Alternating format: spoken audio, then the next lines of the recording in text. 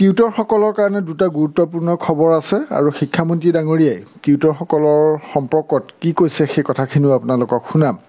আপোনালোকৰ ইতিমধ্যে বহুতেই গম পাইছে যে টিউটৰসকলৰ একাংশক শিক্ষক পদলৈ উন্নীতকৰণ কৰিবলৈ চৰকাৰে ব্যৱস্থা গ্ৰহণ কৰিছে। এতিয়া কাক কাক কৰিব কাক কাক নকৰিব এই সম্পৰ্কতে এই ভিডিঅ'টোত আলোচনা কৰিম। আৰু টিউটৰসকলৰ কাৰণে প্ৰথমটো ভাল খবৰ মই দি লৈছোঁ। প্ৰথমে সেইটো হৈছে যে টিউটৰসকলৰ যি দৰমহা যথেষ্ট কম আছিলে সেয়া, আৰু সেই টিউটৰসকলৰ দৰমহা বৃদ্ধি হোৱাৰ কথা আমি আগৰ ভিডিঅ'ত কৈছিলোঁ আমাৰ চেনেলৰ যোগেদি, আৰু আপোনালোকেও চাগৈ গম পাইছে। আৰু শিক্ষামন্ত্ৰী ডাঙৰীয়াই কি কৈছে সেইখিনিও মই শুনাম। আৰু শেহতীয়া ভাল খবৰটো হৈছে যে অতি সোনকালে টিউটৰসকলৰ দৰমহা বৃদ্ধি পাব। এতিয়া আগতে টিউটৰসকলৰ কাৰণে দৰমহা যথেষ্ট কম আছিলে। হাইস্কুলৰ কাৰণে আছিলে প্ৰথম পৰ্যায়ত 16,200 হেডমাষ্টাৰ, আৰু পৰৱৰ্তী সময়ত 18,000, আৰু এছিষ্টেণ্ট হেডমাষ্টাৰ 14,400, আৰু 16,000 আছিলে পৰৱৰ্তী সময়ত। মানে প্ৰথমতে সেইটো আছিলে, পিছলৈ আকৌ বাঢ়িছিলে।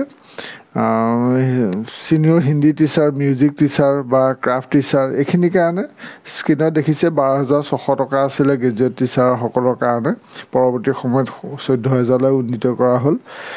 তাৰপিছত আপাৰ প্ৰাইমেৰী স্কুলৰ ক্ষেত্ৰতো তেনেকৈ হেডমাষ্টাৰৰ 12,150 টকা প্ৰথম, তাৰপৰা 13,500, এছিষ্টেণ্ট টিচাৰ 10,800 পৰা পৰৱৰ্তী সময়ত 12,000,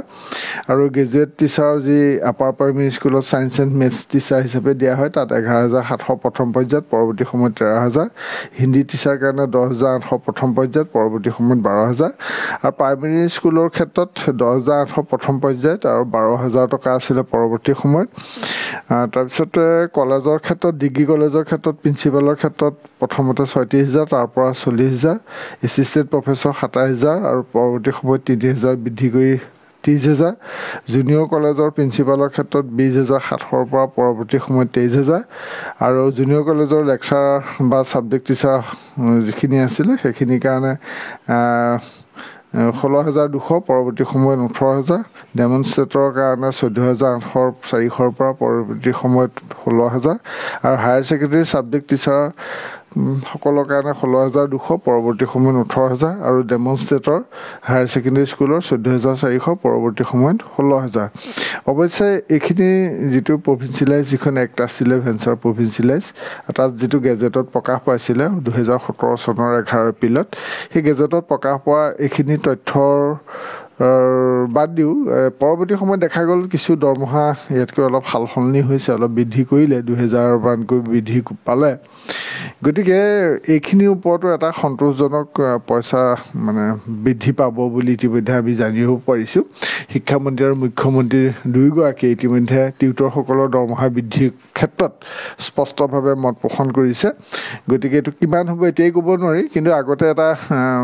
বাজেটৰ এটা এষ্টিমেট বিচাৰিছিলে, সেই সময়ত প্ৰায় 25,000 টকা মানে ধাৰ্য কৰিছিলে যিসকল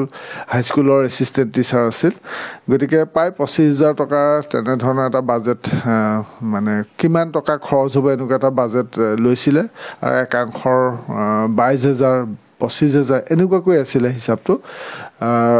এই আপোনালোকক মই আগৰ ভিডিঅ'ত কৈছিলোঁ সেইটো কথা। অৱশ্যে এতিয়া সংখ্যাটো স্পষ্ট হোৱা নাই, তথাপি আপোনালোকে এইটো কথাই জানিব যে হয়তো একাংশৰ 22,000 হ'ব, একাংশৰ 25,000 হ'ব। এইটো হাইস্কুল আৰু আপাৰ প্ৰাইমেৰী LP এইখিনি ক্ষেত্ৰত 20,000 তলত নহ'ব, আৰু 20,000 ওপৰতে হ'বগৈ। আৰু ডিগ্ৰী কলেজ, হায়াৰ ছেকেণ্ডেৰী বা বাকীবিলাকৰ junior college, degree college, higher secondary এইবিলাকতো বেছি বেছি হ'ব। এতিয়া কথাটো হ'ল যে টিউটৰসকলৰ কাৰণে কোনবিলাক এই দৰমহা বৃদ্ধিটো আপোনালোকে গম পালে। এই বিষয়ে আমি পৰৱৰ্তী সময়ত আৰু অনুসন্ধানমূলক বাতৰি পৰিৱেশন কৰিম, আপোনালোকে চাই থাকিব আমাৰ ইউটিউব চেনেল। এতিয়া কথা হ'ল যে টিউটৰসকলৰ কাৰণে শিক্ষামন্ত্ৰী ডাঙৰীয়াই শেহতীয়াকৈ কৈছে, আৰু আপোনালোকে গম পায় যে ছুপ্ৰিম কোৰ্টে ইতিমধ্যে এটা নিৰ্দেশ দিছে যে যিসকলৰ প্ৰফেশ্যনেল কোৱালিফিকেশ্যনৰ লগতে টেট কোৱালিফাইড নহয় তেওঁলোক শিক্ষক হ'ব নোৱাৰিব।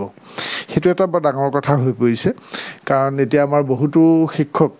ইতিমধ্যে আমি বিশেষকৈ LP UP আৰু হাইস্কুলৰ ক্ষেত্ৰত কম LP UP হাইস্কুল বা হায়াৰ ছেকেণ্ডেৰীলৈকে যিহেতু অসমত টেট পাতে গতিকে এইখিনি ক্ষেত্ৰত এটা ডাঙৰ কথা আহিলে যে আমি হাইস্কুলখিনিৰ কথা মই এতিয়া সদ্যহতে ক'ব বিচৰা নাই LP UPৰ ক্ষেত্ৰত যিখিনি শিক্ষক আছে বা টিউটৰ আছে সেইসকল যদিহে টেট পাছ নকৰে তেতিয়াহ'লে সেই টিউটৰসকলক কিন্তু টিচাৰ কৰিব নোৱাৰিব মানে তেওঁলোকে অকল DLED বা BEd পাছ কৰিলেই নহ'ব LP ক্ষেত্ৰতো DLED লাগিব BEd নহয় এতিয়া আপাৰ প্ৰাইমেৰী স্কুলৰ ক্ষেত্ৰত কি হয় DLEDও হ'ব পাৰে BEdও হ'ব পাৰে DLED বা BEd যদি যিকোনো এটা কোৱালিফাই হয় আৰু লগতে টেট পাছ কৰিব লাগিব টেটটো বৰ দৰকাৰী কথা LP আৰু আপাৰ প্ৰাইমেৰী গতিকে যিসকলে টেট পাছ কৰা নাই সেইসকলে টেট পৰীক্ষা দিব লাগিব আৰু যেহেতু টেট পৰীক্ষাত কোনো বয়সৰ কথা নাই বয়সৰ কোনো ঊৰ্ধ্বসীমা নাই গতিকে যিকোনো বয়সৰ লোকে টেট পৰীক্ষা দিব পাৰে আৰু সদ্যহতে অসমত আসাম টেট পৰীক্ষা পতা নাই প্ৰতি বছৰে CTET বা চেণ্ট্ৰেল টেট পৰীক্ষা অনুষ্ঠিত হৈ আছে আৰু হৈ থাকিব গতিকে যিসকল টিউটৰ টিচাৰ হ'বলৈ এতিয়া আগ্ৰহী এতিয়াও সময় আছে তেওঁলোকে এলাহ নকৰি যদিহে প্ৰফেশ্যনেল কোৱালিফিকেশ্যন আছে তেতিয়াহ'লে টেট পৰীক্ষা দিয়ক আৰু আপোনালোকে কমেণ্ট ছেকশ্যনত লিখিব আৰু মই আগৰ ভিডিঅ'ত কিন্তু কৈছিলোঁ এইটো কথা বহুত দিনৰ আগতো এইটো কথা আছিলে টিউটৰ বা টিচাৰ হ'বলৈ হ'লে টেট পাছ কৰিব লাগিব নেকি বুলি আমাক সুধিছিলোঁ আমিও সেই সময়ত ভিডিঅ' প্ৰস্তুত কৰি কৈছিলোঁ যে CTET পৰীক্ষাটো যিহেতু হয় আৰু আপোনালোকে টেটটো পাছ কৰি থ'লে আপোনালোকৰ সুবিধা হ'ব যিহেতু শিক্ষকৰ নিযুক্তিৰ ক্ষেত্ৰত বহুতখিনি নিয়ম আহি আছে গতিকে এই নিয়মৰ পৰিপ্ৰেক্ষিতত